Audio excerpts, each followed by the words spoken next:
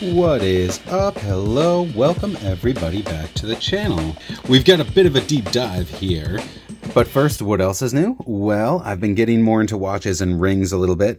This ring here from Patrick Adair was actually to match a shipwrecked copper theme, along with this Q3D here, which is legitimately shipwrecked. That is when a copper is force patinaed to kind of look like it would had it been submerged in the ocean for quite a long time. And that's the actual kind of blues and greens here. So that ring's pretty new addition.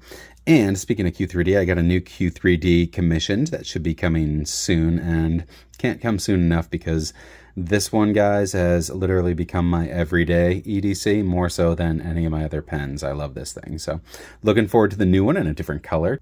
And this watch over here, I was lucky enough to stumble on at a local flea market. It is a working Bulova from 1967. It was called the Date-King. I was able to use information on the back of the case to determine all that. And so I went ahead and inked up. Here we go. This is my work pouch. So these are my work pens I carry throughout the week. Today was kind of special. I threw the Visconti in there. Normally I don't have this in here, but otherwise I've got a Namisu Nova. Oh guys, actually, speaking of, I gotta give you a quick update on this. There is a converter that works. The new Faco, I don't even know what it's called, but the super tiny converter here that folds, as you see here, right? It folds down. So that actually fits in this model, and I'm lucky enough to have one of our viewers actually let me know, so I want to thank that viewer. But back over here, this is also from the 1960s. This is a 1963 to 67. I have to pull the nib off to determine exactly. I haven't done that yet, but anyway, this is a pen from the 60s as well to match that watch. Before we move on, I should show you over here. I have a Vanishing Point inked up in Diamine Inferno Orange, which I love. And I also have a Big Idea Design titanium fountain pen over here with Emerald of Chivor. So those are the work pens I've got right now. Let's get back to that deep dive. When I was first getting into fountain pens and I realized there was such a thing as a bespoke custom pen maker, I loved it because every aspect of the pen seemed more under my control. Anyway, I saw this blank and I was like, that reminds me of guitar picks, and I loved it from the get-go. So then I was going along and I was buying some other small maker pens. These are both River Cities, and when I was buying these, I got both of these secondhand. Healthy secondary market, I should say, for these pens too. Anyway, when I was buying these, in the details it was listed, River City pens, Bob Dupross resin. And I was like, what is a Bob Dupross resin? What is this resin thing all about? And then I went down the resin rabbit hole, and then that's where we met Kevin Zogg. So Kevin Zogg made this resin here. I ended up being on Instagram looking up small makers and resin makers, and then this guy popped on my radar, and he happened to have a couple blanks for sale that day. And I was like, that's amazing, because not only can you see exactly what style you're getting, but you can also pick, I want that exact blank. And that means you know the pen that you're getting precisely. So this is a blank I chose from Kevin Zogg, and this one was sent to Fourth Kind Pens, and this is currently one of my top 3 favorite pens. I love the pen maker and I love the resin maker as well, and that just makes the entire combination that much more valuable and sentimental to me. So now that you've been on my deep dive and know a little bit about Kevin Zogg and his resins, we have a special delivery today from the man himself, Kevin Zogg. And for this ceremonial opening, we have a Todd Begg Field Marshal here. Titanium frame, milled, and I love this Begg ball. That's the best thing about these. So a little friction going in and out of your pocket. This flute here is also one of his designs. That's incorporated into a lot of his blades, and it makes it so you can flick them open, Spidey flick as they say. This blade is humongous, and you can really choke up on it, which is a great, it's very comfortable. But anyway, ceremonial blade for a ceremonial box. Yeah, this is not a blade I carry often, because if you take this out, at a house party somewhere, chances are, at least around where I live, you probably won't be getting invited back to that house party. It's a little bit in your face, it's a bit aggressive, and that's why it's kind of reserved for these ceremonial duties. But I love this maker. Now, this is a very special thing. After I was already introduced to Kevin Zogg via his work and buying a blank or two and, you know, working with him on some custom pens, I ended up seeing that he made his own custom pens. You know, not only was he making blanks, he was also kind of trying his hand at turning pens as well. And I happened to be on a Zoom one night, a video chat with him, and I saw he was showing me blanks, and I said, I want that blank right there. And he put it aside, and he made it for me.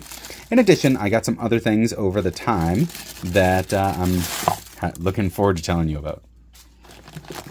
All right, well packaged, well done. All right, so right off the bat, these things are, you know, when I was talking to Kevin, he got into stickers, and I was like, oh, can I get some stickers too? So I now have some custom Zen of the Pen stickers that'll go out for, you know, events, winners, whatever. And, you know, when I go to the Boston Pen Show or, you know, the Boston Pen People, I'll pass a couple of those out.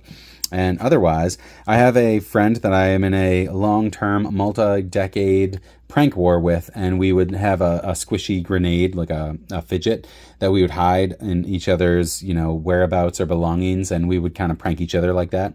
Over the years, it's evolved into a different style of prank war. Now it's a little bit more subtle, so I'm going to place these, you know, kind of like maybe underneath a dish or, you know, underneath the bottom of his water bottle. So he won't see it at first, and it might be a week or two or three, and then he'll actually, you know, look under that item and see this and think of me, and that is a hilarious prank.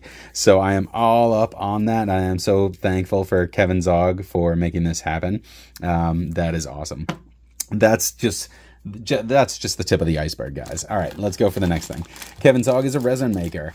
And so we've got our own little mini pen rest here. Next up, we've got, oh, this is cool. I didn't expect this. This was an add-on. He made his own stamped books as well. I love dot grid. So that's really cool. Thank you, Kevin. I appreciate that. Oh, look at that.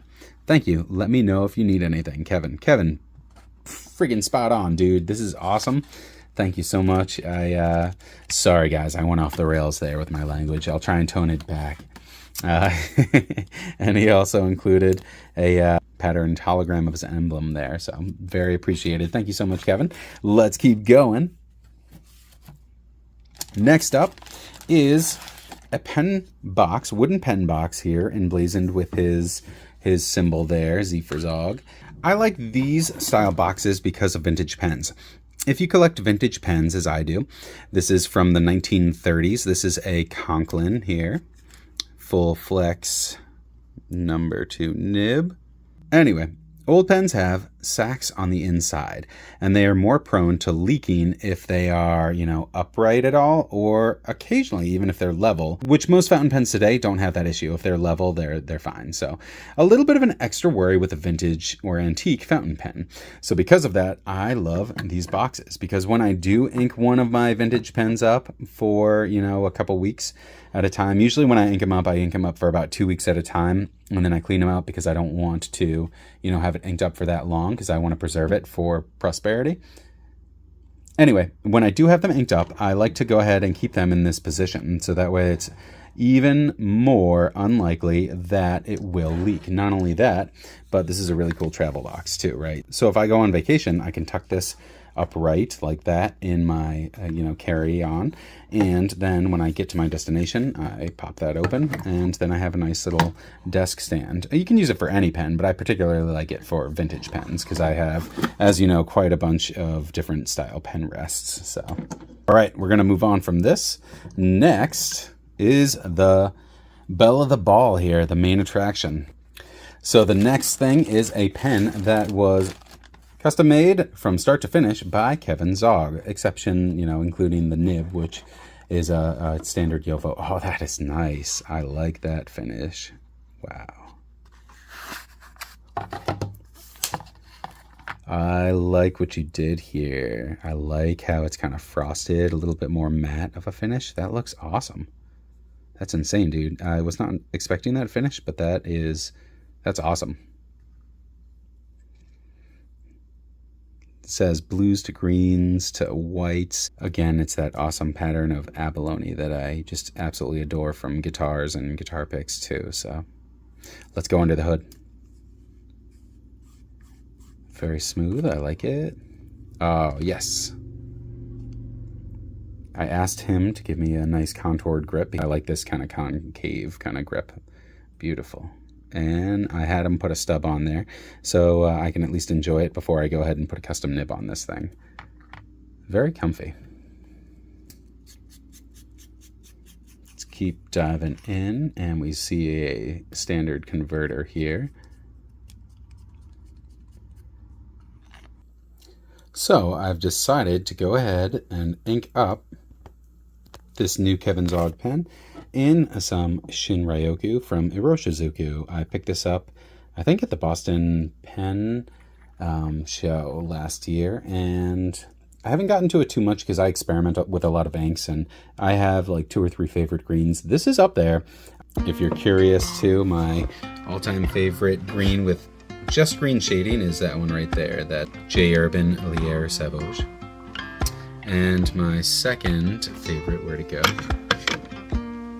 Waringill's TikTok Croc is my second favorite. But yeah, those are my 2 favorite shaders.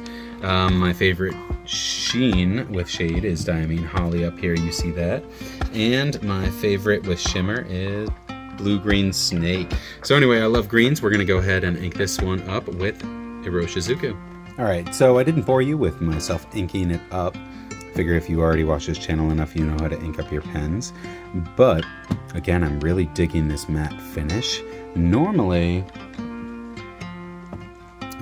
I try and go for like a high gloss, high polish finish because I feel like it gives you that extra depth, and I don't mind the shimmer of some of these resins. But in comparison, after having a lot of kind of high polish like this is a nice alternative. It's much more kind of underspoken and would go kind of more, you know, under the radar when I take this out at work as opposed to this one. So, all right, well, might as well test it out on the paper here. I will ask Kevin what paper he uses, and I will put that, you know, down below so you will know. But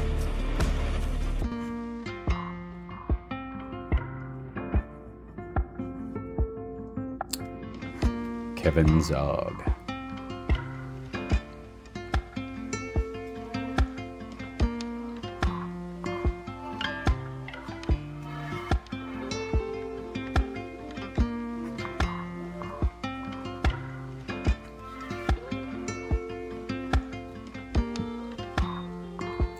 And at this point, I should probably just throw in there, just in case anybody's wondering, none of this was a gift. Everything here, with the exception of the notebook, I did not know the notebook was coming.